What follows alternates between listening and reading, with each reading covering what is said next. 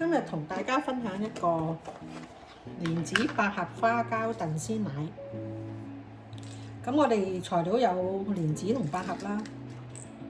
咁蓮子百合呢，我哋先攞啲熱水去半個鐘。咁嗱，我哋而家冚個蓋，有去焗半個鐘頭。咁花膠呢，我呢度整2人份啦，就整咗2隻。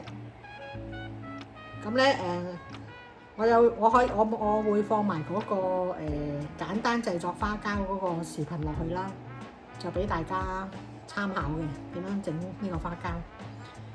跟住就有鮮奶啦，同埋冰糖。咁我哋一碗咧用8克嘅冰糖啦。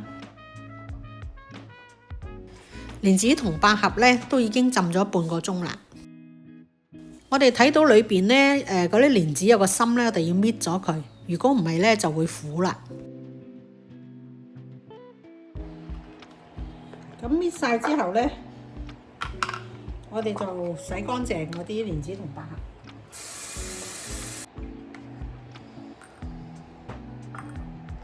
咁每一碗落大約5-6粒蓮子，5-6塊百合。呢啲係隨個人喜好嘅，就唔好落太多啦。咁然之後就擺埋個花膠落去，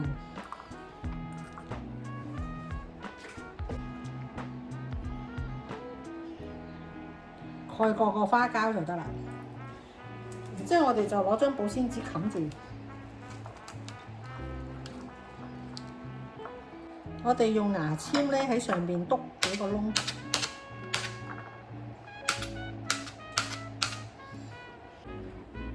嗱，咁咧，我哋如果用蒸爐咧，就用230度，就蒸半個鐘。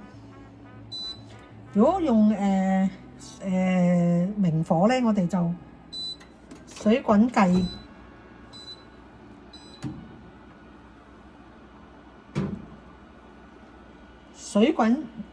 半個鐘頭，蒸半個鐘。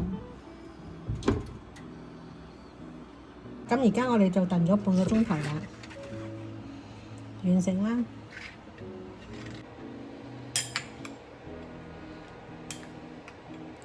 幾靚！